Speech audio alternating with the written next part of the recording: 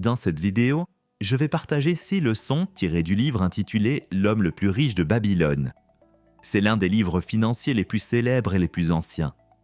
Le livre raconte une histoire qui s'est passée à Babylone dans l'Antiquité. Le livre est écrit sous forme d'histoire. Pour résumer, un jeune homme demande à une personne riche de le guider et l'homme riche lui apprend lentement les règles de la richesse. La plupart des idées contenues dans le livre semblent relever du bon sens. Mais cela ne veut pas dire que ce soit une pratique courante pour autant. Leçon numéro 1, payez-vous d'abord. Pour chaque tranche de 10 pièces que vous gagnez, donnez-vous d'abord une pièce. Quel que soit le montant que vous gagnez, mettez de côté au moins 10% de vos gains pour l'investissement avant de dépenser pour autre chose. On pourrait dire « tout ce que je gagne est à moi ». Eh bien, malheureusement, ce n'est pas le cas.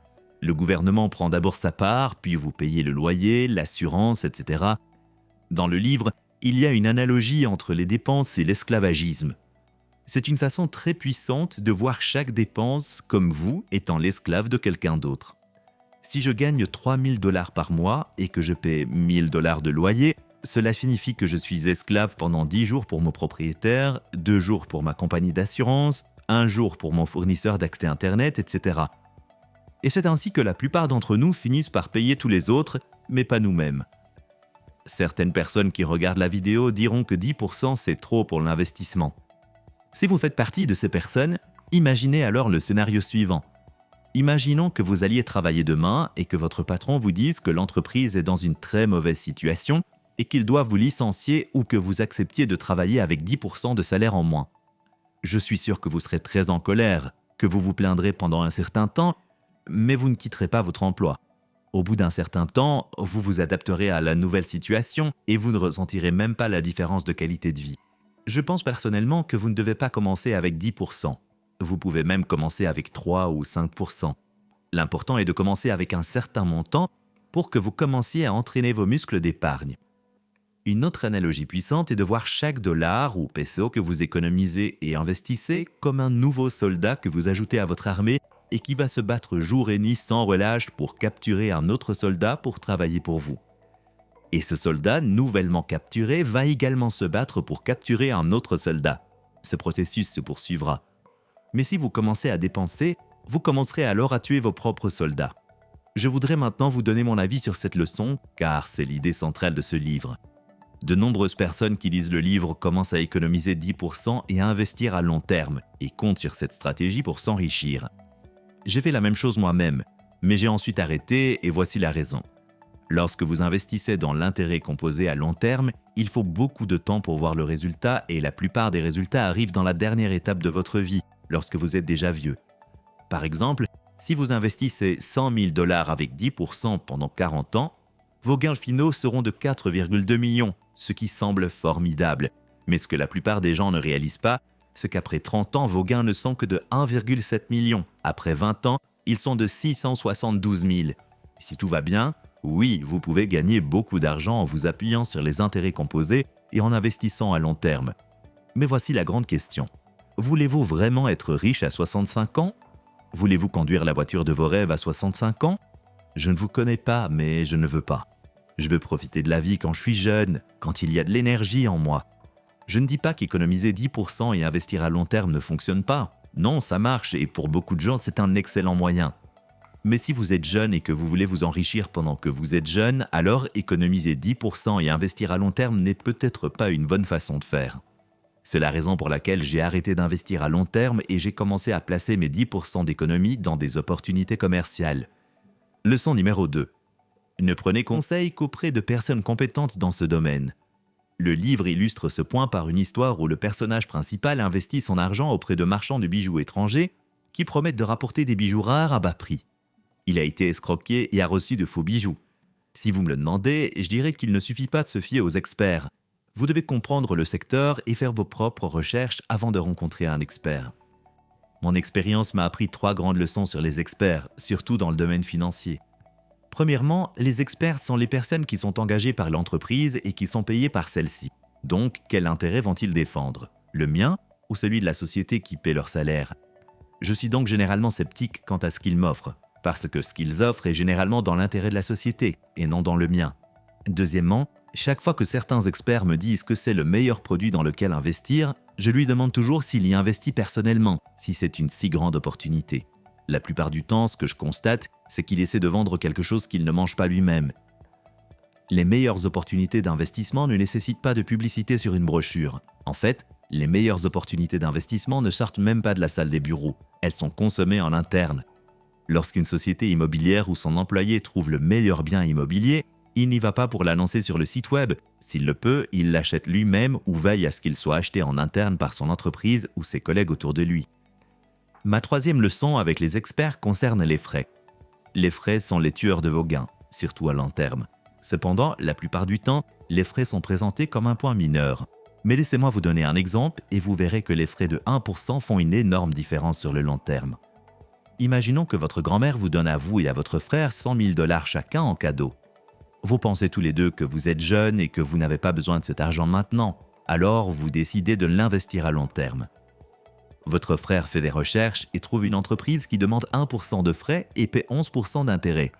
Mais vous ne faites pas de recherche et vous investissez dans une entreprise qui demande 2% de frais et paie également 11% d'intérêt. Passons rapidement à 30 ans et voyons comment une différence de 1% dans les frais influe sur vos revenus.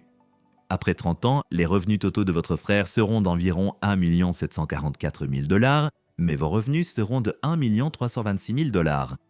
Comme vous pouvez le voir, tout est identique. Seule une différence de 1% dans les frais entraîne une baisse de revenus de 418 000 $ par rapport à votre frère.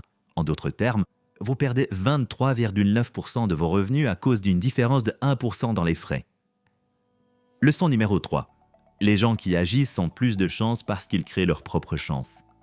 La chance prend souvent la forme d'une opportunité que vous devez saisir au bon moment. Les hommes d'action, qui sont prompts à saisir les opportunités et en tirer le meilleur parti, sont ceux qui ont de la chance. La procrastination lors de la prise de décision n'entraîne que des regrets. Les procrastinateurs et les exécutants sont confrontés au même nombre d'opportunités. Ce qui les différencie, c'est la quantité d'opportunités que les exécutants tentent de saisir. Au moment où la différence entre les deux s'accentue et où le procrastinateur commence à penser que l'auteur a eu de la chance, qu'il est né dans la bonne famille, qu'il a le bon bagage génétique, etc. Il y a quelques semaines, je parlais à un ami et nous avons commencé à parler d'un livre intitulé « Pensez et devenez riche ». Il m'a dit qu'il avait vu beaucoup de gens acheter et lire ce livre, mais qu'il n'avait jamais vu quelqu'un devenir vraiment riche. Il essayait de prouver que les idées contenues dans ce livre ne fonctionnent pas, ce que je ne partage pas. Je crois fermement que les gens ne deviennent pas riches parce qu'ils n'agissent pas. Ils lisent le livre, commencent à dire quelques affirmations, à se fixer des objectifs, à visualiser, et c'est tout ce qu'ils font. Ils ne prennent pas de fichues mesures. Ils veulent gagner $1 million à la loterie, mais ils n'agissent même pas et n'achètent pas de billets de loterie. En fait, je n'ai jamais acheté de billets de loterie de ma vie. Mais même si votre objectif est de gagner à la loterie, il faut faire quelque chose, c'est-à-dire au moins acheter un billet de loterie. Beaucoup de gens croient que s'ils se représentent constamment une vie riche, l'argent apparaîtra comme par magie sur le pas de leur porte. Et que si cela n'arrive pas, ils disent que penser et devenir riche est une connerie. Si vous voulez avoir de la chance, si vous voulez être riche, agissez. Leçon numéro 4, n'espérez pas recevoir une somme forfaitaire en espèces. Au lieu de cela, travaillez pour obtenir un flux de trésorerie constant. Beaucoup de gens souhaitent hériter de l'argent ou gagner à la loterie, mais toute somme forfaitaire que vous gagnez finira par être nulle et vous serez à nouveau ruiné. De nombreuses personnes qui reçoivent une somme forfaitaire dépensent la totalité de leur argent en un an. Vous avez probablement déjà vu des personnes qui suivent un régime strict et perdent beaucoup de kilos en peu de temps, mais au bout d'un certain temps, elles retrouvent leur forme et leur régime antérieur parce qu'elles n'ont pas développé les systèmes et les habitudes nécessaires. Le plus fou est que, généralement, les personnes qui s'enrichissent soudainement ne sont pas mieux loties que lorsqu'elles ont commencé. Leur mode, leur niveau de vie et tout le reste sont étonnamment les mêmes. Devenir riche, c'est comme apprendre à faire du vélo. Une fois que vous l'avez appris, vous ne l'oubliez jamais et personne ne peut vous l'enlever. Même après de nombreuses années, vous pouvez toujours en faire.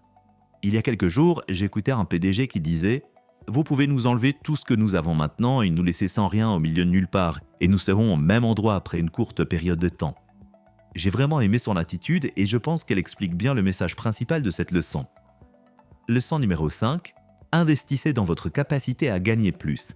Qu'est-ce que cela signifie réellement ? Cela signifie que vous devriez consacrer votre temps à améliorer vos compétences, vos connaissances et votre capacité à gagner plus d'argent. Il s'agit là d'une des règles d'or, pourtant constamment négligée. La plupart des gens cessent d'apprendre une fois qu'ils ont terminé l'école. D'autres apprennent tout au long de leur vie. Jusqu'à leur mort, à disons 90 ans, ils continuent d'apprendre et de s'améliorer. Cela leur donne un énorme avantage sur la durée. Alors que le travailleur moyen rentre chez lui après le travail pour regarder la télévision et il ne fait rien pour s'améliorer. Leçon numéro 6. Vous perdrez de l'argent si vous laissez la cupidité obscurcir votre jugement. Il y a une différence entre avoir de grands rêves et laisser vos rêves et votre cupidité influencer vos décisions. Une fois que l'avidité prend le dessus, vous commencez à croire des choses irréalistes et à ignorer les faits. Vous voulez tellement que ce soit vrai que vous cessez de vous poser des questions. Des choses plus folles ont déjà été accomplies auparavant.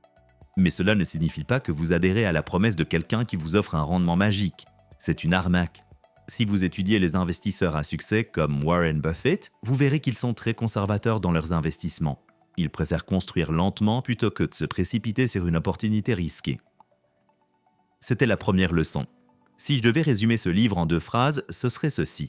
Premièrement, économisez et investissez 10% de ce que vous gagnez auprès de personnes et d'entreprises qui sont compétentes dans leur domaine afin de gagner plus d'argent. Deuxièmement, pensez à chaque dollar que vous gagnez en tant que travailleur qui travaille pour vous. Assurez-vous qu'il travaille pour vous faire gagner plus d'argent et non moins. Enfin, en tant que lecteur, j'ai quelques commentaires à faire sur le livre lui-même et sur l'auteur. La langue dans laquelle ce livre est écrit donne parfois l'impression de lire un vieux livre religieux. Dans certains paragraphes, il semble également ennuyeux et difficile de comprendre ce que l'auteur essaie de dire. Maintenant, parlons de l'auteur. George Clason n'était pas l'une des personnes les plus riches de son époque, ce qui soulève un scepticisme sain et vous fait dire qu'est-ce qui le rend crédible pour donner des conseils financiers. Après recherche, il s'avère que le livre n'a pas vraiment été écrit à l'époque où il a été présenté. En fait, George l'a écrit en 1926, quelques années après la Grande Dépression. Il n'y a pas beaucoup d'informations sur George Clason. Ce que je sais, c'est qu'il n'était pas l'une des personnes les plus riches de son époque, car des magnats du monde des affaires, comme Carnegie, Ford et Rockefeller, vivaient à son époque et vous savez probablement à quel point ils étaient riches. Malgré le scepticisme, cela ne signifie pas pour autant que ces principes sont erronés. D'après ce que j'ai vu, beaucoup d'autres millionnaires et milliardaires disent des choses similaires sur la création et la préservation des richesses. Lorsque vous lisez un livre, il est très important de différencier le message et le messager. L'auteur du livre est le messager, et ce qu'il dit est le message.